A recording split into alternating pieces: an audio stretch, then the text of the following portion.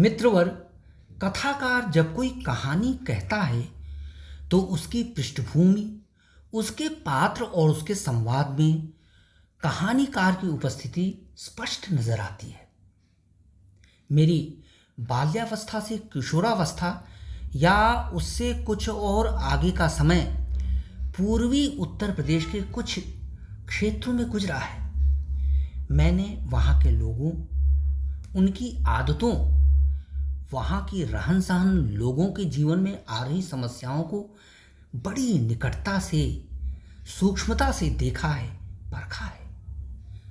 इन सब का इम्प्रेशन मेरी प्रारंभिक कहानियों में साफ साफ नजर आता है। पूर्वी उत्तर प्रदेश की पृष्ठभूमि में लिखी गई एक कहानी मुझे अचंभित करती है, क्योंकि मैंने उसमें ग्रामीण जीवन की बारीकियों को बेहतर ढंग से वर्णित किया है। ग्रामीणों के मध्य उठापटक, लफड़ों झटकों, उनकी बदहाली और उनके शोषण को चित्रित करके मेरे मन को बड़ा सुकून मिला है, क्योंकि मैं ऐसा बेहतर ढंग से कर पाया हूँ। लीजिए, मैं इस कहानी का वाचन कर रहा हूँ। शीर्षक है गोरखधंधा। गोरखधंधा। यह 7वीं बार है जबकि फागुन के बीतते ही हवाओं का बुखार तेजी से चढ़ने लगा। यूं तो इस साल पर्याप्त बारिश के चलते लोग बाग चौड़े हो रहे थे कि गर्मी का कोप उन्हें ज्यादा आतंकित नहीं कर पाएगा, लेकिन चैत के दस्तक देते ही लू का भुतहा प्रकोप उन्हें झुलसा झुलसा कर सताने लगा। गोरख की अम्मा कमली ने दिहाड़ी की कमाई में मिली धान की गठरी को उसारे के बाहर पटकते हुए घोषणा की, अरे टोले वालों, अब कब तक मड़इयों में लुक छुप कर गर्मी से खैर मनाओगे? इस साल सूरज कम से कम 16 घंटे आग बरसाएगा। तालों गड़हियों का पानी अभी से जमीन छूने लगा है। देखना, हफ्ते 10 दिन में जमीन कड़क कर चटक जाएगी। सूरज पानी की एक बूंद भी तुम्हारे लिए नहीं छोड़ेगा। अन्न दाने की बात कौन करे? ठाकुर के खेत इस साल भी नहीं लहलहा पाएंगे। बाबू साहब फिर हमारा हाड़ मांस नोचेंगे, सारा खून चूस जाएंगे।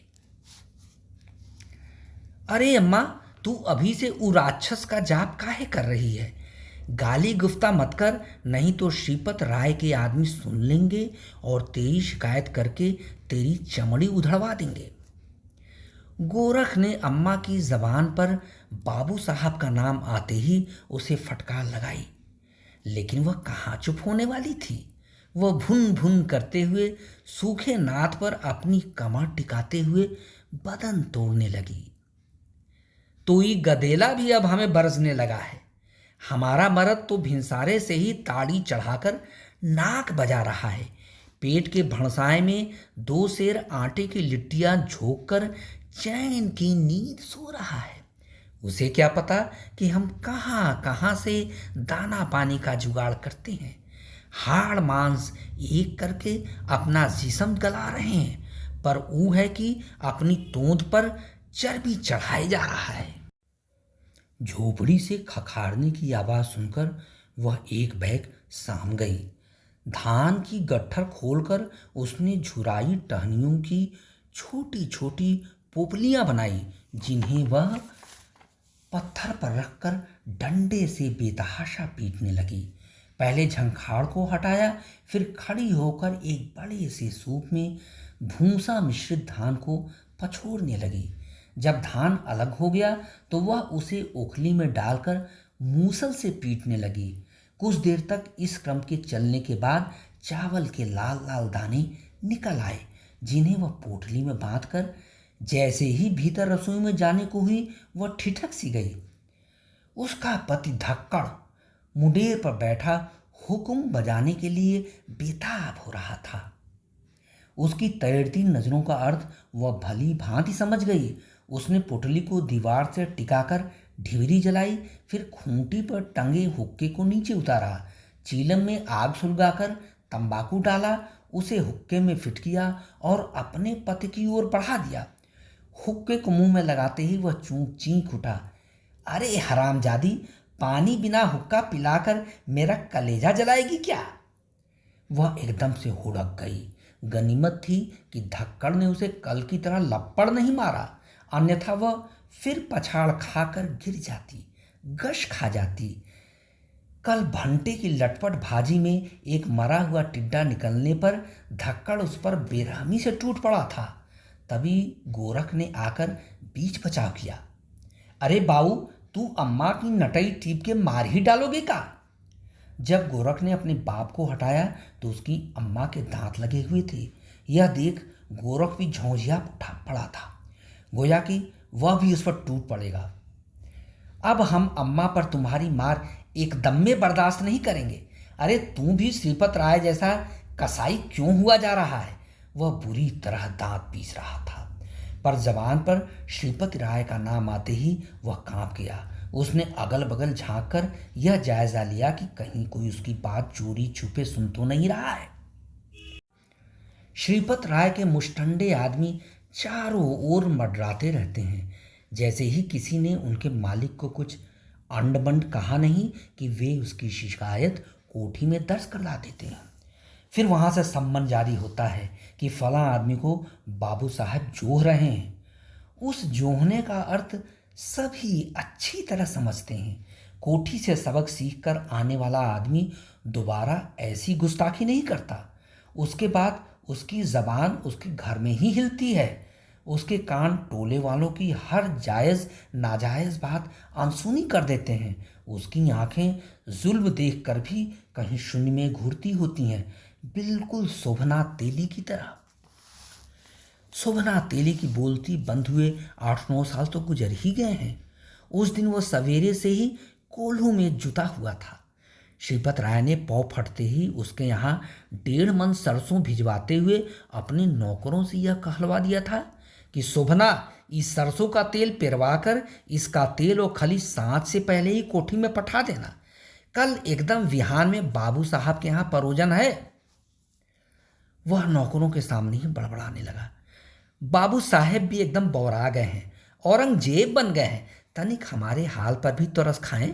रात भर जाग जाग कर उनकी कोठी पर पहरेदारी करते हैं और दिन में उनका तेल पेरते हैं। उनकी ड्यूटी बजाते बजाते तो हम गाय गोरू हो गए हैं। अब रात दिन मुकुट में उन्हीं की सेवा करते रहेंगे तो कमाएंगे क्या, खाएंगे क्या? जब देर शाम को वह कोठी में तेल और खली पहुंचाकर घर लौटा तो उसकी दशा देखकर ही मन गिनगिना गया। उसके बदन पर जगह जगह फफोले और लात घूंसों के निशान थे। हाथ और माथे से चमड़ी फटकर उसे लहूलुहान कर रही थी। यह सब उन नौकरों की आग लगाई थी जिन्होंने शोभना की सवेरे वाली फिजूल की बड़बड़ से श्रीपति राय को अवगत कराया था। तब से आज तक उसके होठों पर जो चुप्पी बैठी है वह टस से मस होने का नाम नहीं लेती। ऐसी खामोशी कई अन्य टोले वालों पर भी फैली हुई है। जैसे सुबह आँख खोलते ही लोग बाग बासी मुंह भूत प्रेत भालू बंदर का नाम लेना अपशकुन मानते हैं, वैसे ही वे बाबू साहब का मन में ख्याल लाना भी अनिष्टकर मानते हैं। सो वे श्रीपत राय के बारे में बहुत कम बतियाते हैं। हवाएं भी डाकिया का काम करती हैं। पता नहीं कौन सी बात उन्हें रुष्ट कर दे और वह अपने बड़प्पन का रोब गालिब करने के लिए सभी हदें लांघ जाए। आखिर उनके पिता धनपत राय कितने भले मानस थे। बड़प्पन उनका था कि वह टोले के हर छोटे बड़े आदमी से बड़े अदब और लिहाज से पेश आते थे। अपनी जाति और खानदान का गुमान उनमें नहीं था। दया और दान के महासागर थे वह। लेकिन उनका यह इकलौता पूत, अरे एकदम शैतान है, शैतान। जरूर पिछले जन्म में कोई बड़ा पाप किया होगा, तभी तो देवता के घर में यह दैत्य पैदा हुआ। कौन इसे मन ही मन कपूत नहीं कहता? इसे कुत्ते की मौत मरने का श्राप कौन नहीं देता? इस कुत्ते ने ठाकुर धनपत राय के खानदान का नाम ही डुबो दिया है। एक सड़ी मछली सारे तालाब को गंदा करती है। गर्मी काहिल अजगर की तरह रेंग रेंग कर बैसाख में अपनी हाजिरी दर्ज करा रही थी। आसमान से गोल गोल हवाएं नीचे उतरकर ढेरों पत्तों, खरपतवार, धूल झंखाड़ को समेटकर प्रेत नाच दिखा रही थी। बाहर निकलने के लिए लाख मना करने पर भी आवारा बच्चे उस वर्तुलाकार हवा की नाच देख भय खा रहे थे। अरे देखो, देखो कमली की चुड़ैल कैसे कैसे नाच दिखा रही है। भाग भाग, नहीं तो वो हमें उड़ा ले जाएगी एकदम सरग में। बच्चे भागते भागते धक्कड़ की झोपड़ी की छाया में आ खड़े हुए। तभी गोरख कहीं बाहर से आ धमका। उसने कंधे से झूलते बड़े से झोले को नीचे रखा, हाथ के कमंडल को जर्जर खपरेल वाले उसारे में जाकर एक खूंटी से लटका दिया। मैले कुचैले गिरवे कुर्ते पाजामे को उतारकर दीवार के सहारे खड़ी टूटी खाट पर लटका दिया। फिर बाहर आकर कुएं से पानी काढ़ा और जैसे ही चेहरे पर चंदन हल्दी का टीका मिटाने के लिए अंजुरी भर पानी छिड़का, तैसे ही बच्चे संवेद चिल्लाने लगे। गोरख भैया भय, गोरख साधु, घूमे बन के बनारसी पंडा, रात दिन करते गोरख धंधा, रात दिन करते गोरख धंधा। वे लगभग गा रहे थे कि गोरख हड़बड़ा कर आपे से बाहर हो उठा और ढेला उठाकर उन्हें भगाने लगा। भाग भाग, दहीजरऊ के नाती। बच्चे उसी तरह गा गा कर चिढ़ाते हुए भाग खड़े हुए। हल्ला गुल्ला सुनकर धक्कड़ बाहर आया, कांख खुजलाते हुए। बचवा, अबहीं आए हो क्या? हाँ बाऊ, कुछ अन्न दाना मिला। हाँ, 1.5 सेर अनाज हुई और 2 सेर मकई, जवार, बाजरा। फिर गोरख मुस्कुराते हुए बटोई में कुछ रेजकारी झुंझुनाने लगा। धक्कड़ ने राहत की लंबी सांस ली। लगभग 2 महीने में ही कड़ाके की गर्मी और भूख की मार से उसकी सारी चर्बी निचुड़ गई थी। जब तक कमली जिंदा थी, उसने अपनी मजूरी के बलबूते पर घर में खाने पीने की कोई कमी नहीं होने दी। बड़ी कमाऊ औरत थी वह। गोरख के मन में बार बार यह हुक उठती रहती थी, काश वह अपनी अम्मा के काम में हाथ बटाता होता तो वह इतनी जल्दी नहीं मरती। उसकी उम्र ही क्या थी, यही कोई 40 बरस की। उसकी आंखों से आंसू भलभला कर बहने लगे। वह अम्मा के ख्यालों में खो गया। उस दिन तड़के ही अम्मा झाड़ू बहारू लगाकर और दातुन करके पोखरे में नहाने चली गई थी। लौटते वक्त धोपड़ अहिर के घर से सेर सवा सेर मट्ठा लेती आई थी। फिर उसे जगाने के लिए जोर जोर से गोरख बबुआ गुहारते हुए रसोई में चली गई। उस दिन गोरख की नींद भी उसके साथ ही खुली थी, लेकिन वह असकतवश कथरी पर मुंह के बल लेटे लेटे चमेलिया के याद में खोया हुआ था। चमेलिया का ख्याल आते ही उसका दुख दोगुना हो गया। आज चमेलिया होती तो उसे कितना सहारा होता, कितना सब्र होता। अम्मा की कमी को वह पूरा करती, रसोई निपटाती और कुछ काम धाम करके कमाई भी करती। उसके बाप को भी कितना आराम होता। आखिर चमेलिया उससे विलपता कलपता छोड़कर पराए मनसूदियों के घर क्यों चली गई? कितना प्रेम था दोनों में। दोनों खेत खलिहान में कैसे लुका छिपी खेलते थे। शाम होते ही बिरजू की बसवारी की आड़ में बैठकर घंटों घंटों चुगलबाजी करते थे। जब भी पीर बाबा के सामने से गुजरते थे तो दोनों बस एक दूसरे का होने की मन्नत मांगा करते थे, लेकिन उनकी सारी प्रेम साधना व्यर्थ चली गई। अब जब अप्रत्याशित रूप से चमेलिया के लिए एक शहरी लड़के का प्रस्ताव उसके मामा के मार्फत आया तो वह सारी प्रेम पचीसी भुलाकर एकदम स्वार्थी हो गई। गोरख ने उसे लाख समझाया कि तू अपनी सूरत और चिकनी चुपड़ी चमड़ी पर गुमान मत कर। शहरी लौंडे भौरे होते हैं, भौरे। शहरी बाबू का मन तुझसे जल्दी ही उचट जाएगा। तो भी वह सारे वचन बुलाकर बावले मन से शहर जाने के लिए बेचैन हो रही थी। उसकी आंखों में जो सपना बसा हुआ था वह उस दरिद्र गोरख के साथ गांव में रहकर कैसे साकार हो सकता था। जब उसके रोने से कतरी भीग कर चट चट करने लगी तो वह करवट बदलकर उठ बैठा। शायद उसे आभास हो रहा था कि अम्मा रसोई में लिट्टी सेक रही है। वह फटाफट हाथ मुंह धोकर बैठ गया और उसकी राह देखने लगा। ले खा ले, कहते हुए कमली ने एक बड़ी सी छिपली और आधा लोटा भर मट्ठा उसकी ओर बढ़ा दिया। गोरख का मन बड़ा उचटा उचटा सा था। उसने अम्मा से न जीभ चटक करने के लिए नमक मांगा, न ही हरी मिर्च। बस मट्ठे में बाजरे की लिट्टी मसल मसल कर गटकने लगा। वह बोला, अम्मा आज तू काम पर मत जा, जी एकदम नहीं लग रहा है। पर उसके रिरियाने पर कमली कहाँ रुकने वाली थी। तुम्हें कुछ पता भी है, सांच के वास्ते कुछ भी ना है, न पिसान न चाउर। घर की कंगाली का हाल सुनकर गोरख हठ करता रहा। कुछ नहीं है तो क्या भया, क्या एक दिन हम लोग पनपियाव करके नहीं रह सकते। लेकिन कमली ने उसकी बात अनसुनी करते हुए कलेवा की पोटली उठाई और आधी लिट्टी चबाते हुए चलती बनी। गोरख टुकुर टुकुर ताकता रह गया था। उसे यह तनिक भी पूर्वाभास नहीं हुआ कि कुछ ही देर बाद वह अपनी अम्मा का मरा हुआ मुंह देखेगा। वह अम्मा की कर्मठता पर देर तक सोचता रहा और अपने भाग्य पर गर्व करता रहा। पूरे गांव में ऐसी अम्मा किसी की नहीं होगी। वह बड़ा मनहूस दिन था। दोपहर का गीध भट्टी की भांति गरम गरम उसासे भरते हुए हाव हाव करता सिर पर मंडरा रहा था। उसे खुले ओसारे में बैठना रास नहीं आया। वह अंदर जाकर लेट आया और तोता मैना की किताब बांटने लगा, जबकि पिछवाड़े में धक्कड़ लग्घी फंसा फंसा कर अमरूद के पेड़ से कुछ अधपके कसैले अमरूद तोड़ रहा था और पेट की आग बुझा रहा था। तभी बाहर कुछ हल्ला गुल्ला सुनाई दिया। दोनों कौतूहलवश बाहर आ गए।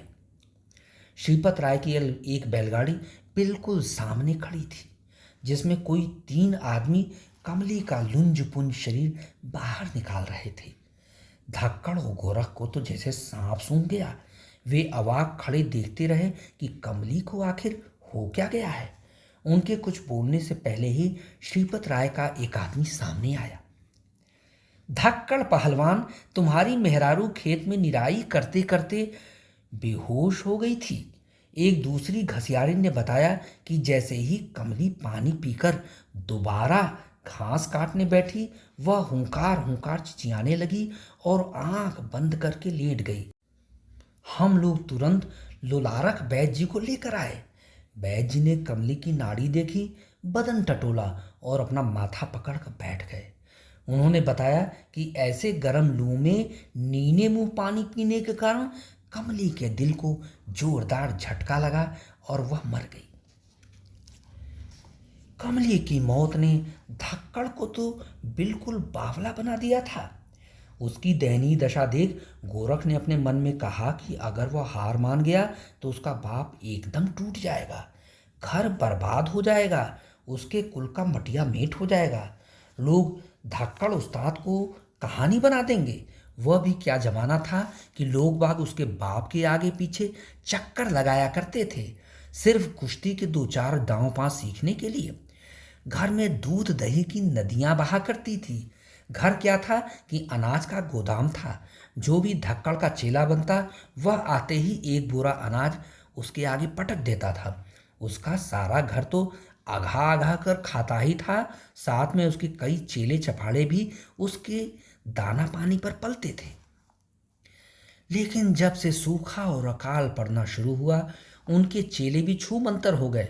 जब खाने पीने को ही कुछ नहीं बचा तो लोग क्या खाकर कुश्ती के दांव पे सीखेंगे।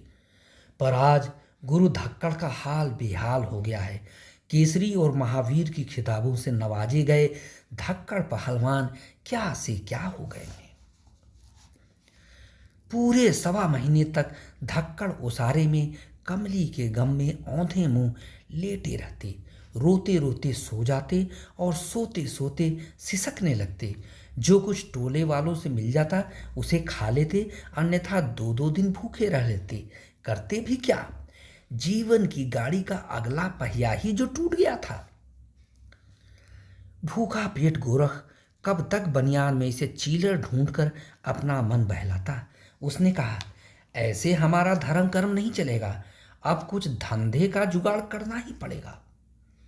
उसने बदहाल धक्कड़ को उठाकर अंदर खाट पर लिटाया और यह कहते हुए बाहर निकल पड़ा कि बाबूजी, हम सांझ को ही मिलेंगे। धक्कड़ सोच रहा था कि उसका बेटा सवेरे सवेरे अपनी अम्मा की मौत का गम भुलाकर फिर से लुफरई करने निकल गया है। अपनी बदचलनी के कारण ही वो 5वीं जमात से आगे नहीं पढ़ सका, कभी चमेलिया के इश्क में, कभी बसंतिया के पीछे। आज वह 19 साल का गबरू जवान हो गया है। क्या इतनी उम्र का कोई सयाना लड़का गांव में अनब्याहा है? लेकिन इसमें उसका दोषी क्या है? अगर वह लड़की होता तो क्या उसे किसी पराये घर की खूंटी में नहीं बांधते? 9 साल की छोकरी को कुंवारे रखने से हर साल एक गौ हत्या के बराबर पाप लगता है, पर जवान लड़के को अनब्याहा रखने से कितना पाप लगता है, पंडितों ने इसके लिए कोई विधान नहीं बताया है। अगर उसकी समय से शादी हो गई होती तो वह कम से कम 2-3 बच्चों का बाप तो जरूर बन गया होता, और वह भी दादा बन गया होता। लेकिन आज बेचारा गोरख कंठी माला लेकर भिखारी साधु बन गया है। धक्कड़ की आंखें रोते रोते सूजकर एकदम लाल टमाटर हो गई। शाम आऊं आऊं करते हुए उसके घर में घुस आई। झींगरों की भयानक झंझनाहट से दीवार की मिट्टी भर भर झड़ रही थी। पड़ोस से एक चूहे को घर में मंडराता हुआ देखकर धक्कड़ भुनभुनाया, आज का अच्छा शगुन लगता है, कुछ खाने को जरूर मिलेगा। तभी बाहर की एकाहट उसके सिरहाने आकर थमी। उसे बदन में झुरझुरी सी हुई। उसने साल पड़ी गर्दन को बमुश्किल घुमाकर देखा। वह गिरे कपड़े में एक तिलकधारी साधु को देखकर हकबका गया। बाबूजी, हम हैं, गोरख तुम्हारा बबुआ। कहते हुए जब अजीबो गरीब हुलिये में गोरख ने कंधे से लटकते हुए लबादानुमा झोले का सामान दौरी में झटपट पलटा तो धक्कड़ की आंखें फटी की फटी रह गईं। दौरी में क्या नहीं था? दाल, उसना चावल, आटे की पोटली, आलू, मूली, यानी कम से कम 2 दिन के खाने पीने का पक्का बंदोबस्त। किंतु अगले ही पल धक्कड़ को सारी बात समझ में आ गई। वह गोरख के सीने से लगकर फफक पड़ा। तो नौबत तेरे डाएं डाएं घूमकर भीख मांगने तक की आ गई है। ये सब हमारा कुकर्म है जिसका खामियाजा तू भुगत रहा है। और कमली भुगतते भुगतते भगवान को प्यारी हो गई। गोरख ने उसके मुंह पर हाथ रख दिया। बाऊ, हमें ये भूखमरी एकदम बर्दाश्त नहीं हुआ। परसों इनार पर पानी भरते समय हमें बिरजू चच्चा ने ये धंधा बताया। हमारे लिए साधु के कपड़े का इंतजाम किया, दूसरे गांव में धनी मानी लोगों का ठिकाना बताया। सो आज हम साधु के भेष में उनके बताए ठिकाने पर गए। लोगों ने बड़ी श्रद्धा से अनाज दिया, चवन्नी अठन्नी दिया, कहीं कहीं गुड़ खिला के पानी भी पिलाया। हम कहते हैं कि इसमें हरज ही क्या है, ईश्वर भी देख रहा है कि हम कोई चोरी चकारी तो नहीं कर रहे हैं ना। मेहनत कर रहे हैं, गांव जवार घूम घूम के दाना पानी जुटा रहे हैं। भीख मांगने में भी बड़ा जोर लगता है, ये भी एक तरह का मजूरी है, धंधा है। उसकी तर्कपूर्ण बातों को सुनकर धक्कड़ की अशक्त जुबान कोई प्रतिवाद नहीं कर सकी। जब वह अपनी औरत से मरते दमक तक मजूरी करा सकता है तो अपने लड़के से भीख क्यों नहीं मंगवा सकता? गोरख की आंखों में पिछले 2 महीनों की सारी घटनाएं नाच रही थीं। अब तो उसको भीख मांगने की आदत सी पड़ गई है। लाश्रम का सारा पर्दा भी हट गया है। जब घटा न छाए और बारिश का नामो निशान न हो तो गर्मी से भयानक महामारी कोई और नहीं हो सकती। आषाढ़ माह की शुरुआत कुछ ऐसी ही हुई थी। कोठियों में नौकरी चाकरी करने वालों के तो मजे ही मजे थे, लेकिन खेत खलिहानों में कामगारों की जान दांव पर लगी हुई थी। सूरज की तोप आग के गोले उगल रही थी और गर्म हवा में न जाने कैसा जहर घुल गया था कि लोग चलते चलते पछाड़ खाकर गिर जाते थे और वैद्य हकीम के आने से पहले ही दम तोड़ देते थे। बंसी साइकिल से उतर कर मूत रहा था कि वह गिर पड़ा और उल्टी सांसें गिनने लगा। दद्दन अहिर अपनी भैंसों को चराने ले जा रहा था कि लू का कहर उस पर भी मौत का परकाला बनकर बरस पड़ा। गांव जवार में ऐसी कई मौतें हो चुकी थी।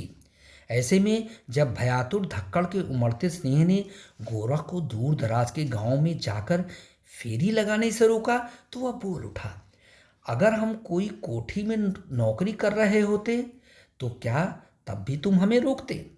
बाबूजी, तुम तनिक भी मत घबराओ, हम ठहरे जोगी सन्यासी जिसका यह हवाई भूत बाल भी बांका नहीं कर सकेगा।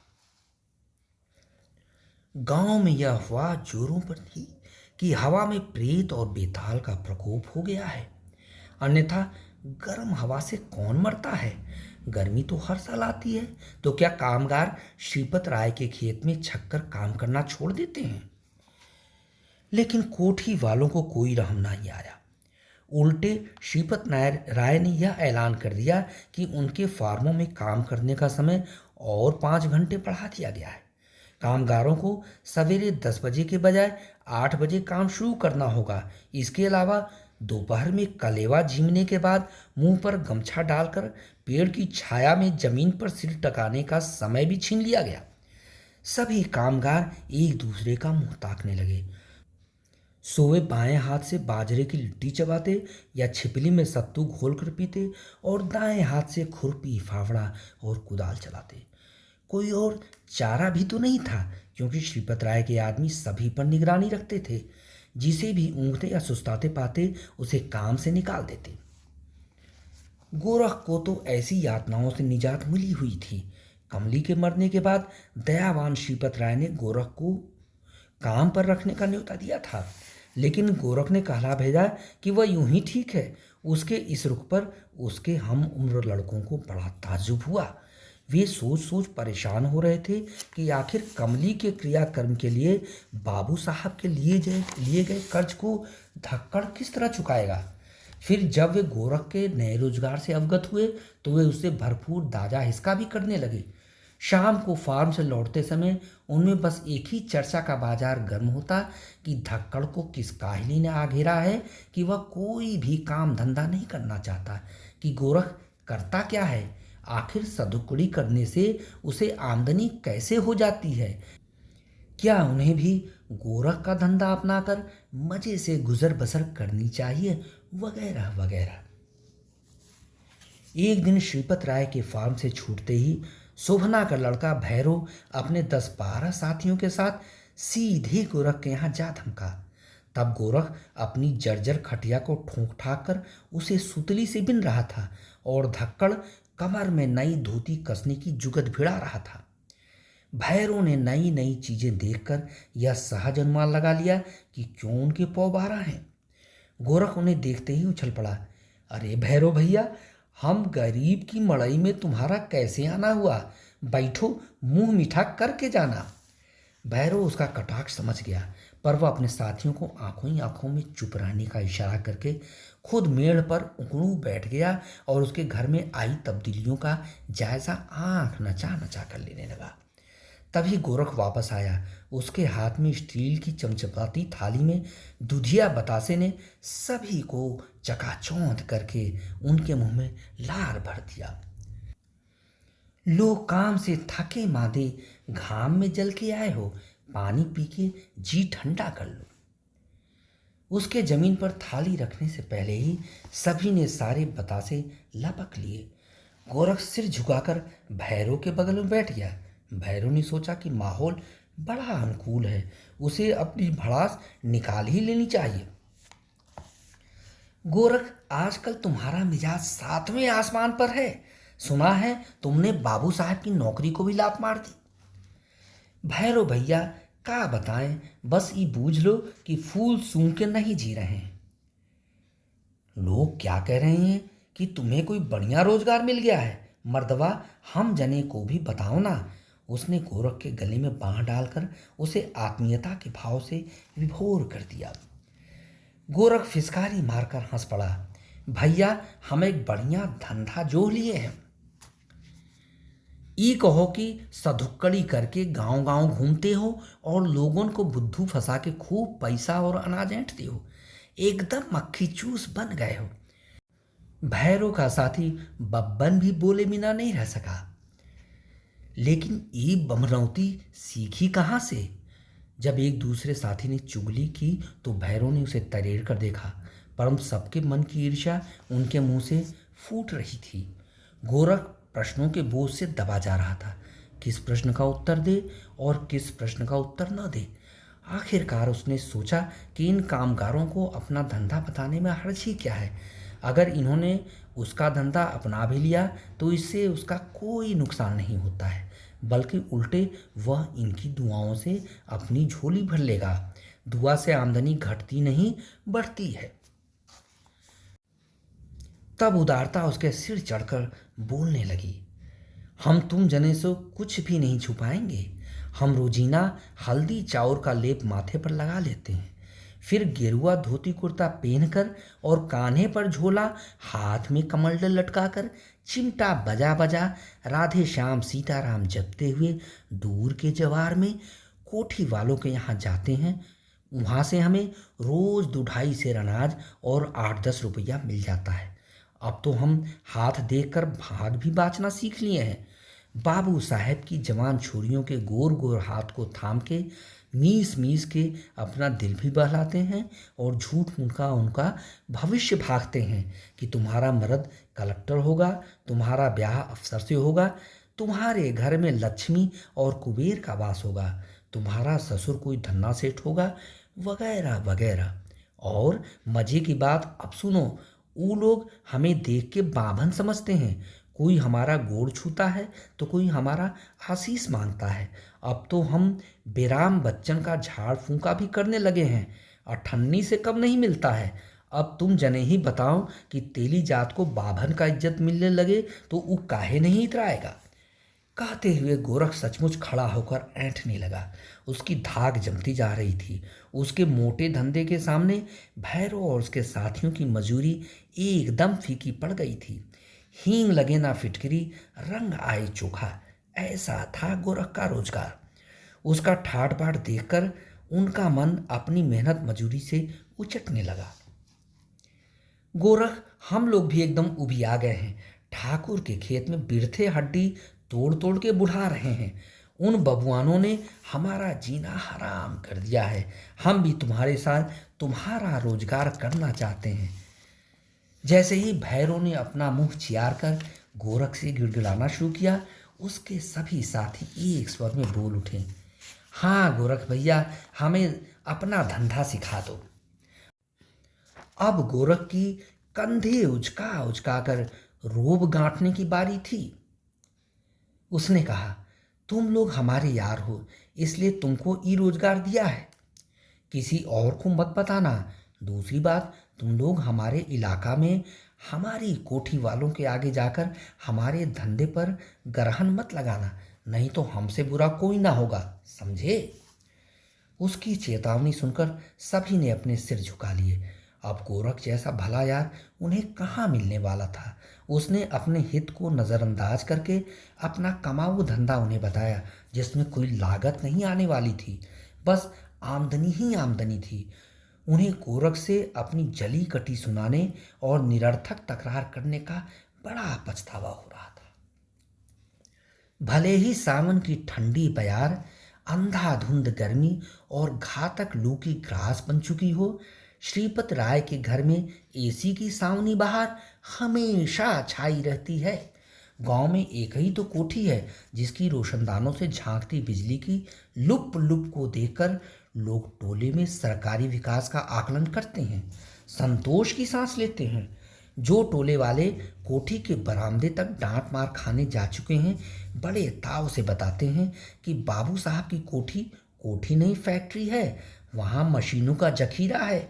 सिनेमा वाली मशीन, बिजली बनाने, खाना पकाने और कपड़े खींचने वाली मशीन, बतियाने और झाड़ू बहारू लगाने वाली मशीन। लोग यह भी कानाफूसी करते हैं कि अंग्रेज तो चले गए, लेकिन अंग्रेजी कोठी में ही छोड़ गए हैं। नौकर भी क्या फर्रेटाद अंग्रेजी फड़फड़ाते हैं। लेकिन आजकल कोठी का अमन चैन कहीं खो गया है। पता नहीं किसकी नजर लग गई है। श्रीपत राय की बेचैनी सप्ताह दर सप्ताह बढ़ती जा रही है। गोया कि बाहर का खस्ता हाल माहौल रिस रिस कर उनकी कोठी में उतर रहा हो। उनकी हड़बड़ाहट दीवार पर टंगी राइफल को देखकर और बढ़ गई। वह राइफल उतारकर तेजी से मेन गेट से बाहर जाने के लिए बढ़े। आज इन सालों को लाइन में खड़ा करके शूट डाउन कर दूंगा। लेकिन लू के गर्म झोंके ने उनके इरादे पर पानी फेर दिया। वह नौकर से दहाड़ उठे, हरविंदर नेगी, मेन गेट बंद करो। वह वापस धम्म से सोफे में धंस गए। तभी उनके फार्म से आए एक आदमी ने अंदर दस्तक दिया। बाबू साहेब, आज 6 और कामगार काम छोड़कर चले गए हैं। यानी गांव के 6 और आदमी भिखारी बन गए। उन्होंने अपना कफ पीक दान में उगला। हाँ साहब, ऐसा लगता है कि इन्हें गिने बूढ़े बूढ़ियों और दूध मुँहे चूजों को छोड़कर सारे लोग साधु बन जाएंगे। सवेरे सवेरे टोले से दूसरे गांवों में जाकर भीख मांगने वाले साधुओं का यह हुजूम देखते बनता है। उनका कहना है कि अब वे श्रीपत राय की चाकरी नहीं करेंगे।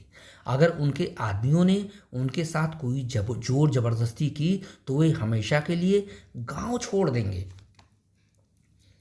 श्रीपत राय का पसीना छूट गया।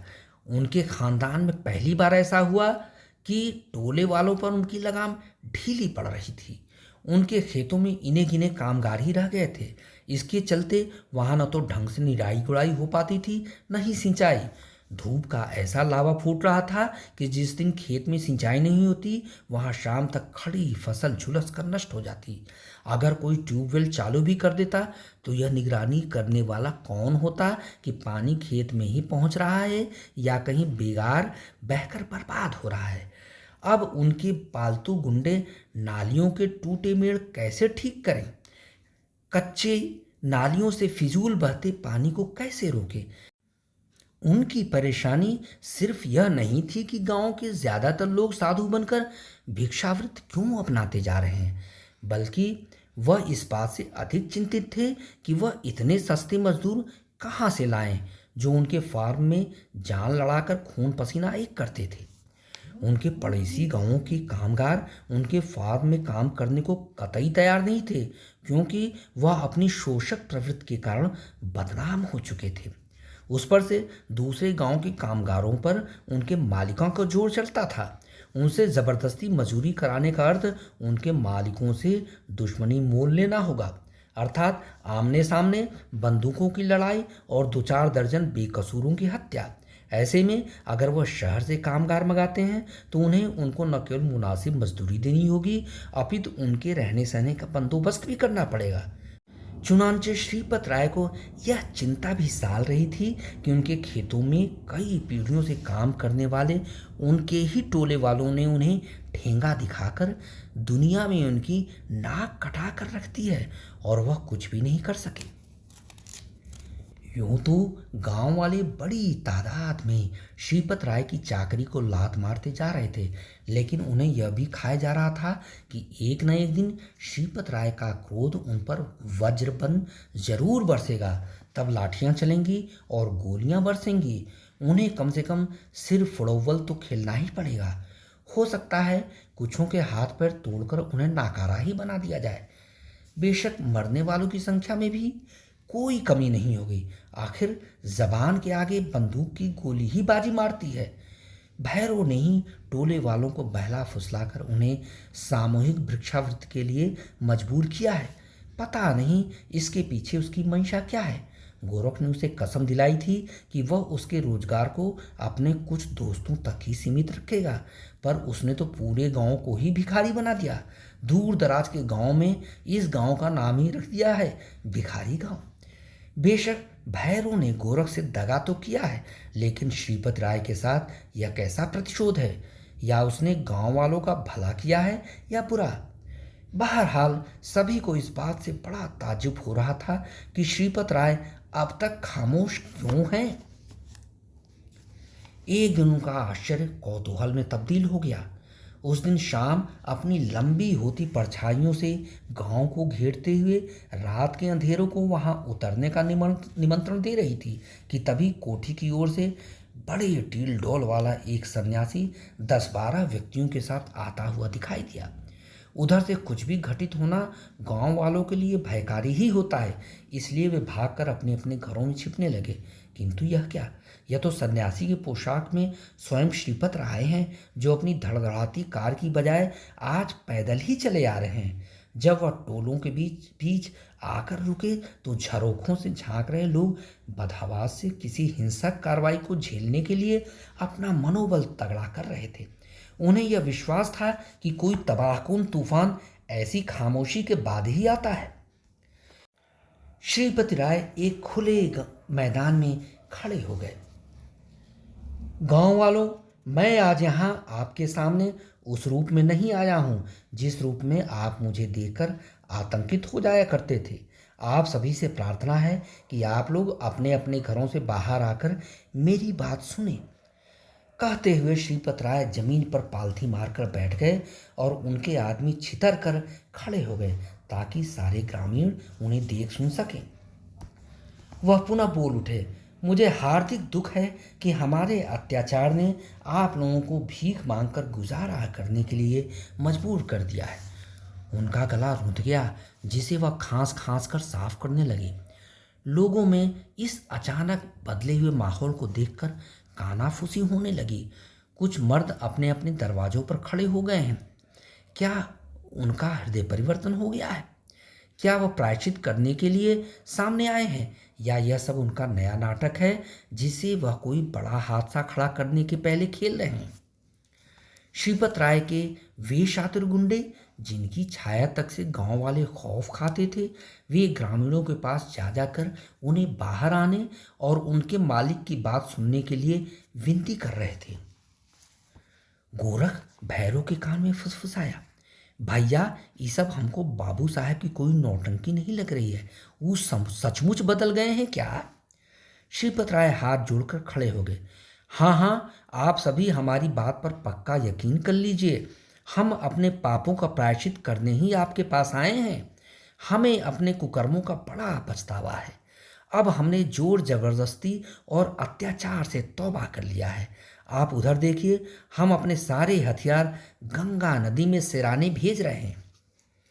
ग्रामीणों ने सिर उठाकर देखा कि कोठी के रास्ते हथियारों से लदी एक खुली जीप आ रही है। भैरव ने गोरख को कंधे से धकियाते हुए कहा, सच्चों गोरख, ये कोई नौटंकी नहीं है। बाबू साहेब का दिल टिघर गया है। आखिर बड़े बाप के जो बेटे ठहरे। भैरव और गोरख के तेजी से आगे आते ही सभी ग्रामीणों का धड़का खुल गया। वे बड़े खुश होकर श्रीपति राय को घेर कर खड़े हो गए कि अब उनके दुर्दिन के बादल छट गए हैं। वह लगातार बोलते जा रहे थे, कल रात सपने में हमने अपने स्वर्गीय बाबूजी को देखा। हमसे बड़े दुखी और नाराज थे। जब हमने उनसे इसका कारण पूछा तो वह चिल्ला उठे, श्रीपत, तू मेरा नालायक बेटा है। तू भोले भाले गरीब जनों का खून चूसना छोड़ दे। एक तो बेचारे 7 सालों से सूखा, अकाल और गर्मी से मर रहे हैं, दूसरे तू उनसे बेगारी कराकर उन्हें भूखों मार रहा है। अगर तू मेरी सच्ची औलाद है तो तू उनका वाजिब हक अदा कर दे। उनके तेवर देखकर हमें सचमुच बड़ी ग्लानि हुई। आज तक हमने जो सुख भोगे हैं, जो मौज उड़ाए हैं, वे सब आपके बदौलत ही मिले हैं। आपके खून पसीने को हम अपने ऐशो आराम में भुनाते रहे हैं। अब हमारी आंखों पर से हैवानियत का पर्दा उठ गया है। हमें यह एहसास हो रहा है कि यह साधुओं का वस्त्र आपको नहीं, हमें पहनना चाहिए। तभी हमारे पापों का प्रायश्चित हो सकेगा। सो हमने यह तय कर लिया है कि हम अपने सभी खेत और जमीन जायदाद आप सभी के नाम करके सपरिवार काशी चले जाएंगे। वहाँ हम दीन दुखियों की सेवा करेंगे और सत्संग करके जिंदगी गुजार देंगे। इसलिए आपसे विनती है कि आप सभी हमारी लारी से हमारे फार्म पर चलें और अपने अपने लिए खेत चुन लें। हम हर एक को पक्के कागज पर उसका पसंदीदा खेत उसके नाम कर देंगे। श्रीपति राय का मन सचमुच पसीज गया। उनकी आंखें बिल्कुल नम थीं। वह सिर झुकाए हुए थे। उनके आदमी भी चुप थे। कुछ क्षण तक ऐसी खामोशी छाई हुई थी कि सिर्फ तेज हवाओं की सरसराहट और गांव के छोर पर बेर के पेड़ों से बया पक्षियों की चहचहाहट ही सुनाई दे रही थी। गांव वाले बड़े असमंजस में थे। वे समझ नहीं पा रहे थे कि श्रीपत राय ने यह कैसा निर्णय लिया है। वह गांव में रहकर भी तो अपने कुकर्मों का प्रायश्चित कर सकते हैं। तभी शोभना तेली आगे आया। बाबू साहेब, आप हमारे माई बाप हैं और हम आपकी प्रजा हैं। जब आप ही चले जाएंगे तो हम बच्चों का ख्याल कौन रखेगा? बिन राजा के प्रजा तो बेहाल हो जाएगी। श्रीपति राय की आंखें बरसने लगीं। अब आप लोग ही अपने में से कोई मुखिया चुन लीजिए। हमें तो आपसे आंख मिलाने तक में शर्म आ रही है। हमें अपने हाल पर छोड़ दीजिए और खुशी खुशी यहाँ से विदा कीजिए। लेकिन सरकार, हम आपको यहाँ से कैसे जाने दे सकते हैं? आप भले ही अपने सारे खेत खलिहान हमारे नाम कर दीजिए, पर आपको हमारी मेहनत का ही अनाज खाना पड़ेगा। धक्कड़ पहलवान की बात पूरी होने से पहले श्रीपत राय फफक पड़े। अब हम आपकी नहीं, अपनी मेहनत का खाना खाएंगे।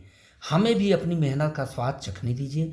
हम काशी जाएंगे और लोगों को भजन कीर्तन सुनाकर अपना गुजारा करेंगे। हमारे बाबूजी का यही आदेश है। हम उनकी इच्छा पूरी करने के लिए अपना सब कुछ कुर्बान कर देंगे। उस भावुक माहौल में गांव के लोग श्रीपत राय को नए सिरे से अपनाना चाहते थे। सभी बुजुर्गों ने और यहाँ तक कि गोरख, बब्बन, भैरव जैसे ढीठ युवकों ने भी उन्हें मनाने की भरसक कोशिश की, लेकिन वह अपने निर्णय पर अटल रहे। उनका दिल भले ही बदल गया था, किंतु उनकी हठधर्मिता नहीं बदली थी। गांव वाले एक आवाज में गिड़गिड़ा रहे थे, पर उन्हें अब तो सादा और श्रमशील जीवन ही पसंद आ रहा था, जो उन्हें काशी में ही सुलभ हो सकेगा। श्रीपति राय और उनके साथियों के चले जाने के बाद भी गांव वाले काफी देर तक बतकही करते रहे। उन्हें अपार खुशी थी कि जिन खेतों में वे मजूरी करके अपना पेट पालते थे, अब वे उनके मालिक होंगे। साथ ही उन्हें इस बात से पश्चाताप भी हो रहा था कि जिस परिवार की वे पुश्तैनी खिदमत करते आए थे, अब उसकी सिर्फ कहानी शेष रह जाएगी। लोग बाग कोठी के साहबजादों को याद कर अपने यतीत पर से समय की गर्द झाड़ा करेंगे। अब रायवंश कभी अपना इतिहास नहीं दोहरा पाएगा। वे देर रात तक अंधेरे में बैठे रहे। जो बुजुर्ग थे वे लड़कों को श्रीपत राय के पुरखों की जीवनियां सुनाते रहे। उनके होठ कोठी के राजसी ठाठ बाट का ही सुल्तान करते रहे। ऐसी सुहावनी सुबह कई वर्षों बाद आई थी। पिछली रात को निगोड़े मानसून की पहली बारिश हुई थी, और वह भी इतनी मूसलाधार कि ताल गड्ढे सभी पानी से लबालब हो गए थे। घनीभूत घुमड़ती घटाओं की छांव में मेढकों की अविराम टर्र टर्र के साथ घुली मिली ठंडी बयार एक नए जीवन की शुरुआत को आमंत्रण दे रही थी। टोले वाले बड़े उल्लसित थे कि एक दिन में ही उनका जीवन सुख से सराबोर हो गया है। प्रकृति भी उनके अनुकूल हो गई है। कितनी अनुकूल हो गई है। लोग बाग साधुओं की पोशाक में एकत्रित हो रहे थे, क्योंकि जैसा कि श्रीपत राय ने पिछली रात को जाते जाते कहा था कि अब हम भी जोगियों का जीवन अपना चुके हैं, इसलिए हम चाहते हैं कि कल आप सभी हमारे खेत में साधुओं के वेश में ही चलें, क्योंकि आपको अलविदा करते समय हमें आपको इसी रूप में देखकर बड़ी शांति मिलेगी। हमारे लिए यह एक बड़ा पुण्य का काम भी होगा कि हमने अपने खेत दान दिए तो सिर्फ सन्यासियों को दिए। शायद हमारे इस पुण्य कार्य से ईश्वर नरक लोक की हमारी यातना में कुछ कमी कर दे। अगले दिन जब सभी लारी में सवार हो रहे थे तो उनके मन में एक ही प्रश्न था, बाबू साहब कहाँ हैं? श्रीपत राय के एक आदमी ने बताया, राय साहब अपने वकील और मुंशी के साथ पहले ही फार्म पर जा चुके हैं। आखिर लिखा पढ़ी करने का काम कौन करेगा? वे आश्वस्त होकर लारी में ठसाठस भर गए। आज वे श्रीपत राय की दानशीलता अपनी खुली आंखों से देखी। गोरख ने सभी का ध्यान खींचा। बाबू साहब का परिवार और उनके आदमी आज सांझ को ही काशी चले जाएंगे। तभी भैरव का गला भर आया। हाँ हाँ, हम खुद देख आए हैं कि वे लोग अपना बुरिया बिस्तरा बांधने में जुटे हुए थे। श्रीपत राय के विछोह का गम सभी को सताने लगा। वे खामोश होकर उस विछोह के एहसास को कम करने के लिए फार्म पर पहुंचने की बेसब्री से प्रतीक्षा करने लगे। उनका फार्म गांव से कोई 4 किलोमीटर की दूरी पर था, यानी मुश्किल 5-7 मिनट की दूरी पर। तभी लॉरी की गति अचानक एक झटके से धीमी होकर अप्रत्याशित रूप से तेज हो गई। वे बातचीत में इतने मशगूल थे कि वे दूसरी बातों से एकदम बेफिक्र थे। जब गोरख ने कौतूहलवश बाहर झांक कर देखा तो उसके होश गुम हो गए। ट्रक ऊंची पहाड़ी पर हरिद्वार जाने वाली सड़क पर तेजी से चढ़ रही थी और ड्राइवर नदारद था। उस पल वह अवाक सा रह गया। उसे श्रीपत राय की खूनी साजिश भली भांति समझ में आ गई। इसके पहले कि वह सभी को इस बारे में सूचना देता, ट्रक पहाड़ी सड़क की एक मोड़ पर रेलिंग तोड़कर सैकड़ों फीट नीचे खाई में लड़खड़ाती हुई गिर रही थी। अगले दिन अखबार में खबर छपी, 61 सन्यासियों की दर्दनाक मौत। हरिद्वार जा रही एक लारी अपना संतुलन खोने के कारण लगभग 150 फीट गहरी खाई में गिर गई, जिसमें सवार सभी 61 सन्यासी काल के गाल में समा गए। वे हरिद्वार तीर्थ पर जा रहे थे। अभी उनकी लॉरी पहाड़ी सड़क पर चढ़ ही रही थी कि ड्राइवर ने ब्रेक फेल होने के कारण अपना संतुलन खो दिया। उक्त लारी कैथायन गांव के ग्राम प्रधान श्रीपत राय के सौजन्य से तीर्थाटन हेतु चलाई जाती थी। उल्लेखनीय बात यह है कि श्रीपत राय धार्मिक कार्यों में बढ़ चढ़कर हिस्सा लेते हैं। उनकी प्रेरणा से उनके सभी गांववासी सन्यासियों सा जीवन व्यतीत कर रहे थे। धर्म कर्म के नाम पर समर्पित होने की ऐसी नायाब मिसाल दुर्लभ है। लिहाजा अपने प्रिय ग्रामीणों की मृत्यु से दुखी श्रीपत राय के धार्मिक न्यास को भारी नुकसान हुआ है। सरकार ने मृतकों के परिवार को 1-1 लाख रुपए की तत्काल राहत देने और न्यास के पुनरुद्धार हेतु 10 लाख रुपए की राशि देने की घोषणा की है। एक पक्की खबर और है कि श्रीपत राय ने काशी प्रवास का अपना इरादा त्याग दिया है। मृतकों के वारिसों के नाम पर प्राप्त राहत राशियों का समुचित प्रयोग कर वह गांव में अभी भी सपरिवार विराजमान है और अपने फार्म के उत्पादन में रिकॉर्ड बढ़ोतरी कर रहे हैं। धन्यवाद मित्रों, यह कहानी आपको कैसी लगी?